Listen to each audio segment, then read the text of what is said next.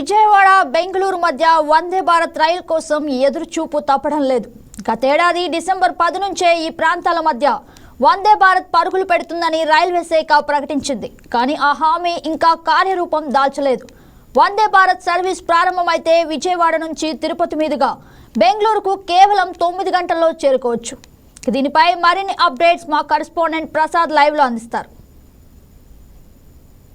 Right గగన, విజయవాడ వాణిజ్య రాజధాని, ఆంధ్రప్రదేశ్ వాణిజ్య రాజధాని విజయవాడ, బెంగళూరు ఐటీ రాజధానికి సంబంధించి బెంగళూరుకు సంబంధించి ప్రతిరోజు కూడా వేలాది ఉద్యోగులు రాకపోకలు సాగిస్తూ ఉంటారు. ఈ ప్రాంతం మధ్య విపరీతమైన రద్దీ ఉంటుంది.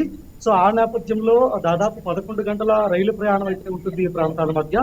ఈ ప్రాంతాల మధ్య వందే భారత్ ను అందుబాటులోకి తీసుకొస్తే కేవలం 9 గంటల్లోనే అటు ఐటీ ఉద్యోగులు కానీ అటు తిరుపతి వెళ్లే భక్తులు కానీ ఆ విజయవాడ నుంచి చాలా వేగంగా వెళ్లేందుకు వీలుంటుంది. ఆ నేపథ్యంలోనే వందే భారత్ రైళ్లు విజయవాడ బెంగళూరు మధ్య ప్రవేశపెట్టడానికి ప్రభుత్వం ఇప్పటికే అనేక ప్రణాళికలు చేసింది. గత 2025 మార్చి అన్నారు, దాని తర్వాత ఏప్రిల్ చెప్పారు, డిసెంబర్ కూడా చెప్పారు. కానీ ఇప్పటికి కూడా వందే భారత్ రైలు ఆ రూట్ల మధ్య నడవడం లేదు. దీనికి అనేక సమస్యలు ఉన్నాయి. ముఖ్యంగా ప్రధానంగా చూసుకుంటే ఈ రైల్వే లైన్కి సంబంధించి రూటే మొదటి ప్రాబ్లం గా చెప్తున్నారు. 2 రూట్లు ఉంటాయి మనకి విజయవాడ నుంచి బెంగళూరు వెళ్లేందుకు. అందులో మొదటిదా విజయవాడ నుంచి బెంగళూరు వెళ్ళడానికి గుంటూరు, నంద్యాల, గుంతకల్లు, ధర్మవరం మీదుగా బెంగళూరు వెళ్ళడానికి ఒక రైలు రూట్ ఉంటుంది. రెండోది ఒంగోలు, నెల్లూరు, గూడూరు, రేణిగుంట, కాట్పాడు స్టేషన్ల మీదుగా బెంగళూరు వెళ్ళడానికి ఒక రైల్వే లైన్ అయితే ఉంటుంది. సో రైల్వే శాఖ రెండో లైన్ ఎంచుకోవడం జరిగింది. ఎందుకంటే మధ్యలో మనకి రేణిగుంట తిరుపతి స్టేషన్ టచ్ అవ్వడం వల్ల అటు తిరుపతికి వెళ్లే భక్తులు కూడా వేగంగా అక్కడ తిరుమల చేరుకోవడానికి బాగుంటుంది. అదేవిధంగా ఐటీ ఎంప్లాయీస్ రద్దీ కూడా తగ్గించిన నేపథ్యంలో ఆ లైన్ ఎంచుకున్నారు. అయితే ప్రధాన సమస్య ఈ రైల్వే లైన్ నుంచి ఏర్పడింది. ఎందుకంటే రేణిగుంట వరకు మాత్రం మనకి రైలు నడుస్తుంది. రేణిగుంట నుంచి అటు తిరుపతి వెళ్ళాలంటే ఆ తిరుపతి నుంచి మళ్ళీ ఆ ట్రైన్ ని వెనక్కి తిప్పాల్సి ఉంటుంది. లేదంటే బైపాస్ లైన్ ద్వారా మళ్ళీ రేణిగుంట స్టేషన్ మీదుగా కాట్పాడు స్టేషన్ నుంచి బెంగళూరు వెళ్లాల్సి ఉంటుంది. అంటే కొంత సమయం అధికంగా పట్టే అవకాశం ఉంది. వందే భారత్ అంటేనే తక్కువ సమయంలో వేగంగా వెళ్ళే ట్రైన్లు.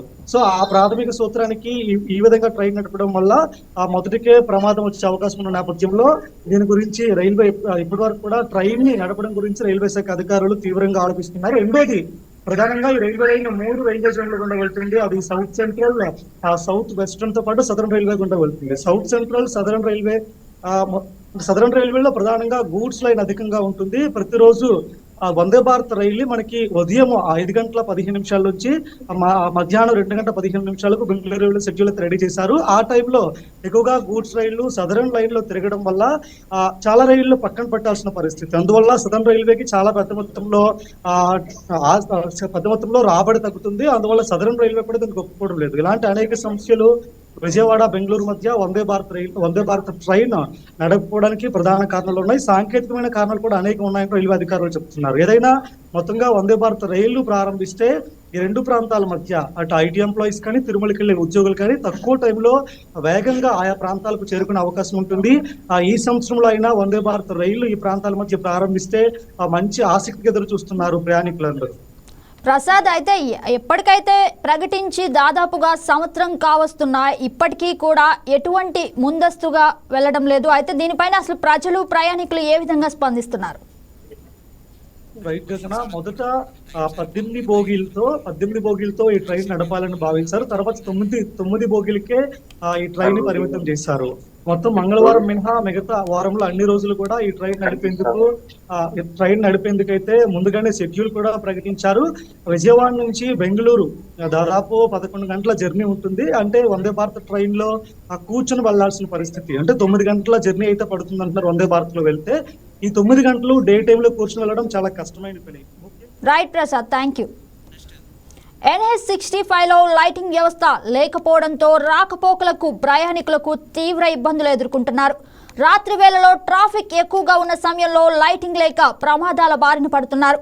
దీంతో కేంద్ర ప్రభుత్వం 231 కిలోమీటర్ల మేర 6 వరుసల విస్తరణతో పాటు సోలార్ వీధి దీపాలను ఏర్పాటు చేసి రహదారిని హై సెక్యూరిటీ స్మార్ట్ రోడ్డుగా మార్చే పనులను చేపట్టింది. అలాగే ఆర్టిఫిషియల్ ఇంటెలిజెన్స్ తో పనిచేసే 231 అత్యాధునిక సీసీ కెమెరాలను ఏర్పాటు చేస్తారు. ఇందుకోసం కేంద్రం 10,391 కోట్లు ఖర్చు చేయనున్నారు. ఇక దీనికి సంబంధించి మరింత సమాచారం మా కరెస్పాండెంట్ చందు అందిస్తారు. గగన, విజయవాడ హైదరాబాద్ జాతీయ రహదారి NH65 సంబంధించి దాన్ని నూతనీకరణ చేసేందుకైతే మాత్రం రంగం సిద్ధమైంది. ఏదైతే 231 కిలోమీటర్ల మేర కేంద్ర ప్రభుత్వం దీన్ని అత్యాధునిక హంగులతో అయితే మాత్రం హై స్మార్ట్ ఏదైతే స్మార్ట్ రోడ్డుగా అయితే మాత్రం తయారు చేసేందుకు అయితే సిద్ధమైంది. ఇందులో భాగంగానే ఏదైతే రోడ్లకు సంబంధించి ఇప్పటికే 6 వరుసల రోడ్లతో 6 వరుసలుగా అయితే మాత్రం రహదారిని విస్తరిస్తూ ఉన్నారు. ఈ నేపథ్యంలోనే ఏదైతే సోలార్ లైటింగ్ ఏదైతే ఉందో సోలార్ లైటింగ్ కూడా ఏర్పాటు చేస్తున్నారు. అంటే ఇప్పుడు రైట్ చందు, చెప్పండి.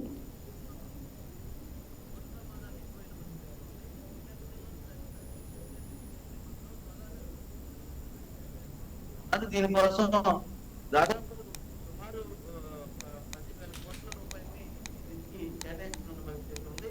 ముఖ్యంగా చూసుకుంటే ఆర్టిఫిషియల్ ఇంటెలిజెన్స్ తో కూడా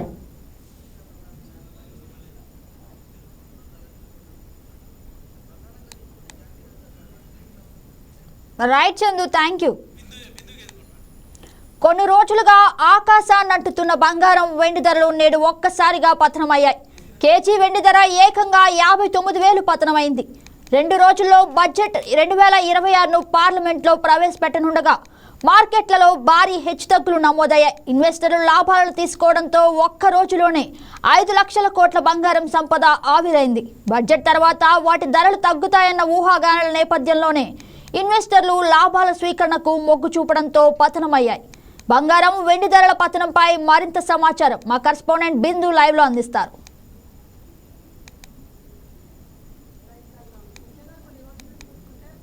ధరలు ఆకాశాన్ని నడుపుతున్న విషయం మనకి తెలిస్తే సడన్ గా మార్కెట్ రేట్ పడిపోవడంతో బంగారం ధరలు మొత్తం నేలకు దిగారని చెప్పుకోవచ్చు. మనం దేశవ్యాప్తంగా చూసుకుంటే బంగారం ధరలు తగ్గలేదు, కానీ భారతదేశానికి సంబంధించి చాలా వరకు బంగారం ధరలు తగ్గిపోయినాయి అని చెప్పుకోవచ్చు. ముఖ్యంగా బంగారం ధరలు తగ్గడానికి పలు కారణాలు ఉన్నాయి. దానికి సంబంధించి వాతావరణం కారణం ఒకటైతే రాజకీయ ఇంపాక్ట్, ఇంకోటి అనుకుంటే చాలా వరకు వివిధ కారణాలు ఉన్నాయి. దాంట్లో ముఖ్యమైన కారణం ఏంటంటే డాలర్ రేట్ పెరిగిపోవడం.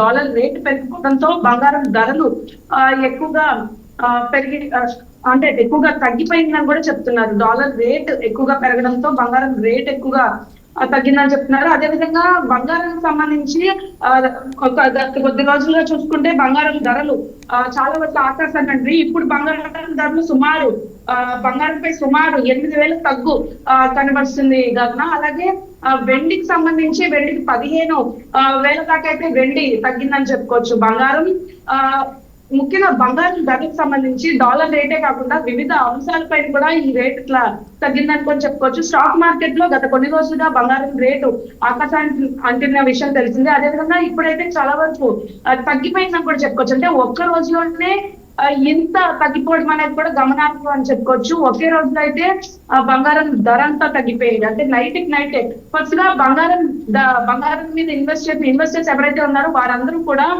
చాలా వరకు లాభాలు చడి చూడలేదని చెప్పుకోవచ్చు. అంటే లాభాలన్నీ తగ్గిపోయి ఎక్కువగా వ్యాపారవేత్తలు కానీ ఇన్వెస్టర్స్ కానీ బంగారం మరియు వెండిపై ఎక్కువ ఇన్వెస్ట్ చేస్తే వారి యొక్క లాభాలు మరింత పెరుగుతాయనే ఒక అపోహలో ఉంటారు. అది అయితే రాత్రి మారిపోవడం కూడా గమనార్హం అని చెప్పుకోవచ్చు. బంగారం, వెండి రెండు తగ్గిపోవడంతో భారతదేశంలో పలు చోట్ల వ్యాపారవేత్తలకైతే ముఖ్యంగా వారికి చాలా వరకు ప్రాఫిట్స్ అనేవి తగ్గిపోయినాయి అని చెప్పుకోవచ్చు గగన. దీనికి సంబంధించి చాలా పరిస్థితులు చుట్టుముడుతున్నాయి. 2 రోజుల్లో రానున్న పార్లమెంట్ ప్రొసీడింగ్స్ లో అయితే బంగారం రేటు కొంచెం ఖచ్చితంగా చర్చిస్తారని వ్యాపారవేత్తలు కానీ అటు బంగారం ఇన్వెస్ట్ చేసిన వాళ్ళు కూడా మాట్లాడుకుంటున్నారు. ఎప్పుడైతే ఒక తీవ్ర నివేదిక ఇస్తారో బంగారం పైన ఖచ్చితంగా దాన్ని ఫాలోఅప్ చేసి అంటే మరింత పెరిగే అంటే బంగారం రేట్ నార్మల్ కి వచ్చే అవకాశం కూడా ఉంటుందని కూడా చెప్పడం జరిగింది గగన. Right Bindu, thank you for the update.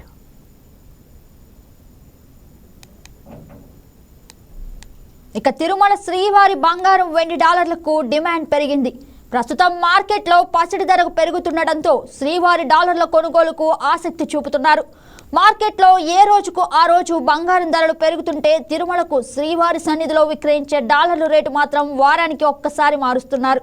దీంతో కొందరు నిబంధనలకు వ్యతిరేకంగా డాలర్లు కొనుగోలు చేస్తున్నారనే ఆరోపణలు వెలువెత్తుతున్నాయి. దీనికి సంబంధించి మరింత సమాచారం మా కరెస్పాండెంట్ సెల్వం అందిస్తారు. ఎస్ సెల్వం, చెప్పండి. గుడ్ ఈవినింగ్ గగన. ఏదైతే చూసుకుంటే శ్రీవారి దర్శనార్థం కూడా దేశ విదేశాలకు కూడా ప్రపంచ వ్యాప్తంగా కూడా ఇటు తిరుమలకు భక్తులు అధిక సంఖ్యలో చేరుకుంటుంటారు. ఈ నేపథ్యంలో టీటీడీ విక్రయించేటికి వేటికైనా కూడా ప్రధానంగా డిమాండ్ ఉందని కూడా మనం ప్రధానంగా చెప్పుకోవాలి. ఈ నేపథ్యంలోనే టీటీడీకి సంబంధించి అనుబంధంగా కూడా ఇటు బంగారు, వెండి, డాలర్లను కూడా విక్రయిస్తుంటుంది. దీంట్లో చూసుకుంటే ఇటు బంగారు రూపంలో చూసుకుంటే 2, 5, 10 గ్రాములు విధంగా కూడా ఇటు భక్తులకి సేల్స్ చేస్తుంటున్న పరిస్థితి. మరోపక్క వెండి చూసుకుంటే 5, 10, 50 గ్రాముల నేపథ్యంలో కూడా ఇటు భక్తులకు అందుబాటులోకి తీసుకొచ్చిన పరిస్థితి. ఈ నేపథ్యంలో రోజుకు రోజు బంగారు ధరలు విపరీతంగా మార్కెట్లో పెరగడంతో కూడా దీని ద్వారా కూడా ఇటు టీటీడీకి తీవ్రంగా నష్టం వాటిల్లుతుందని ప్రధానంగా కూడా మనకు తెలుస్తుంది. ఈ నేపథ్యంలో అయితే ఇటు బంగారు రేటు చూసుకుంటే ప్రతిరోజు ఏ రోజుకు ఆ రోజు మార్కెట్లో బంగారు రేటు ఆకాశాన్ని అంటుతున్న నేపథ్యంలో కూడా టీటీడీ మాత్రము అందుకు భిన్నంగా అంటే ప్రతి మంగళవారం అర్ధరాత్రి మాత్రమే ఈ రేట్ను కూడా టీటీడీ అప్డేట్ చేసినటువంటి పరిస్థితి. ఈ నేపథ్యంలో దీన్ని చూసుకుంటే కొందరు ఆశావహులు దీనిలో చేతివాటం కూడా ప్రదర్శిస్తున్నారు. దీనికి ప్రధానంగా చూసుకుంటే మాత్రం టీటీడీ 10 గ్రాములు 22 క్యారెట్లకు సంబంధించి కూడా 10 గ్రాములను కూడా ఇటు 1,55,288 రూపాయల లెక్కన కూడా ఇటు టీటీడీ విక్రయిస్తున్న నేపథ్యంలో దీన్ని మార్కెట్లో వీలు చూసుకుంటే 1,58,000 రూపాయల వరకు ఉంది.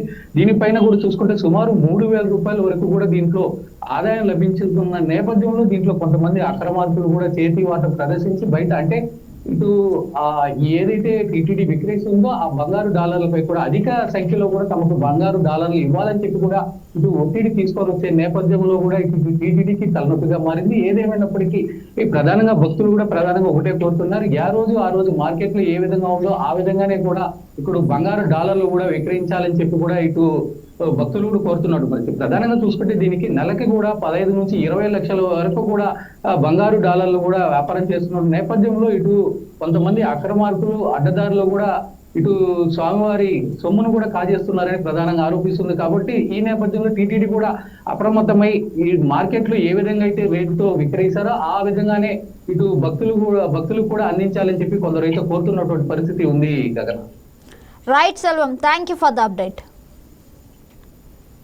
ఇక కొంతమంది రాజకీయ నాయకులు రౌడీ షీటర్లు మాత్రమే సెటిల్మెంట్ చేసేందుకు అర్హులా? నేను చేయగలనంటూ ముందుకు వచ్చాడు గుత్తి పట్టణానికి చెందిన ఓ కానిస్టేబుల్. ప్రభుత్వం తనకిచ్చిన కానిస్టేబుల్ విధుల్ని పక్కన పెట్టి దందాలకు అలవాటు పడ్డాడు. రాజకీయ నాయకులతో స్నేహపూర్వకంగా ఉంటూ వాళ్ళ పేరుతో భూ కబ్జాలు, పంచాయతీలు పాల్పడుతున్నట్టు సమాచారం. రెవెన్యూ, సబ్ రిజిస్టర్ ఆఫీసులకు వచ్చే ప్రజలకు తాను సులువుగా పనిచేసి పెడతానంటూ కమిషన్లు బాడాగా లాగుతున్నాడు. మరి ఈ పోలీస్ కానిస్టేబుల్ నిర్వాహాల గురించి మరింత సమాచారం అనంతపురం స్పెషల్ కరెస్పాండెంట్ నరేష్ అందిస్తారు.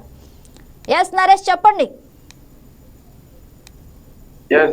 గగన, మనం ఎక్కడైనా రాజకీయ నాయకులు అధికారం పేరుతో అదే కొంతమంది రాజకీయ నాయకులు, కొంతమంది భూ కబ్జాదారులు, రౌడీ షీటర్లు ఇలాంటి వాళ్ళు కబ్జాలకు పాల్పడటం, అవినీతికి పాల్పడటం మనం చూస్తుంటాం. అయితే ప్రభుత్వ ఉద్యోగి అయినప్పటికీ కానిస్టేబుల్ ఉద్యోగం చేయకుండా భూ కబ్జాలు చేస్తూ గుత్తి పట్టణంలో ఎంతో మంది భూములు ఆక్రమించడము, ఎంతో మంది దగ్గర కమిషన్లు వసూలు చేయడము ఈ కానిస్టేబుల్ చేసినాడని కొన్ని ఆరోపణలు వెలువెత్తున్నాయి. గగన, ఈయన గతంలో రైల్వే డిపార్ట్మెంట్ లో కానిస్టేబుల్ గా పనిచేసి కొంతమంది రాజకీయ నాయకుల అండతో అనంతపురం ఏఆర్ కానిస్టేబుల్ గా పోస్టింగ్ ఇప్పించుకున్నప్పటికీ అక్కడ పోస్టింగ్ లో జాయిన్ అవ్వకుండా ఆయన గుత్తి పట్టణంలోనే అక్కడే ఉంటూ కొంతమంది రాజకీయ నాయకులతో స్నేహపూర్వకంగా ఉంటూ వాళ్ళ పేర్లు చెప్పుకొని అక్కడ భూములు కబ్జా చేయడం, రిజిస్టర్ ఆఫీస్ కు వచ్చే ప్రజల దగ్గర తొందరగా రిజిస్ట్రేషన్ చేపిస్తానంటూ లేదా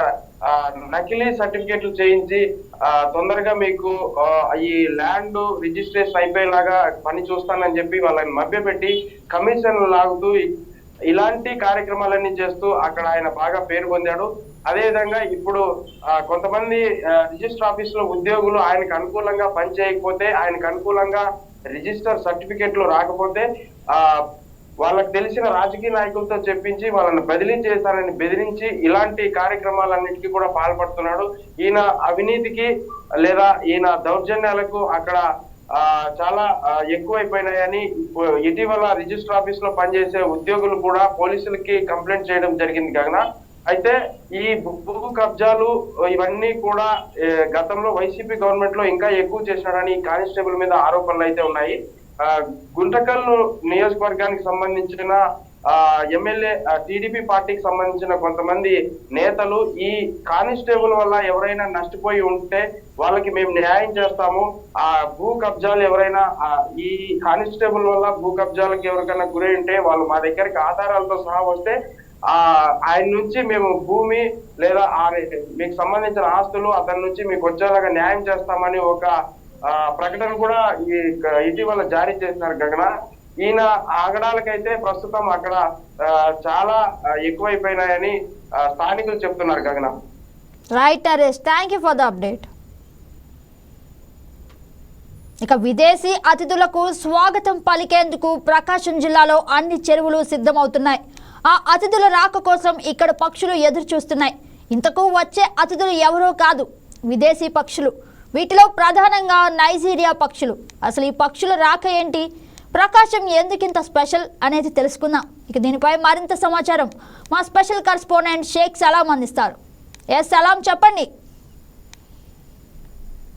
థ్యాంక్ యూ గగన. వస్తున్నాం మీకోసం అంటూ విదేశీ పక్షులు ప్రకాశం జిల్లా దారి పట్టాయి. ఇప్పటికే ప్రకాశం జిల్లాలో ఉన్నటువంటి దర్శి నియోజకవర్గంలో విదేశీ పక్షులు కనిపిస్తున్నటువంటి పరిస్థితి ప్రస్తుతం మనకు కనిపిస్తోంది.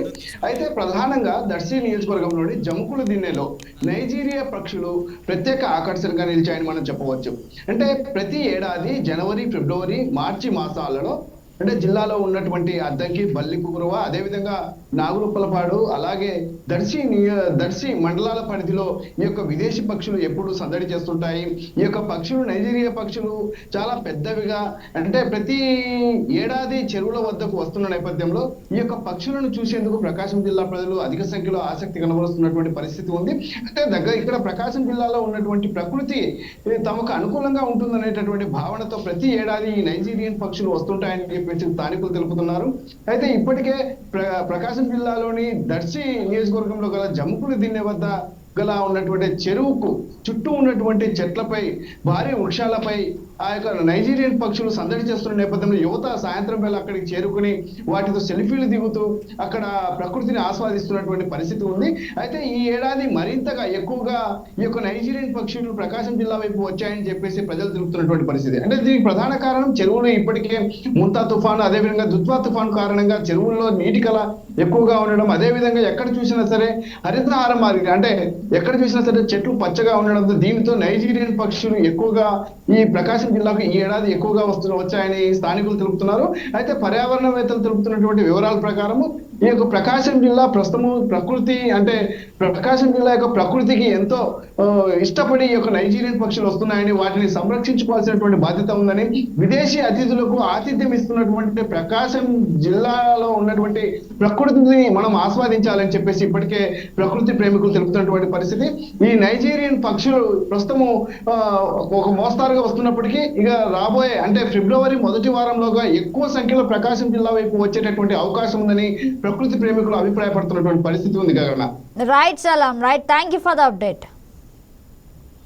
NH65లో లైటింగ్ వ్యవస్థ లేకపోవడంతో రాకపోకలకు ప్రయాణికులు తీవ్ర ఇబ్బందులు ఎదుర్కొంటున్నారు.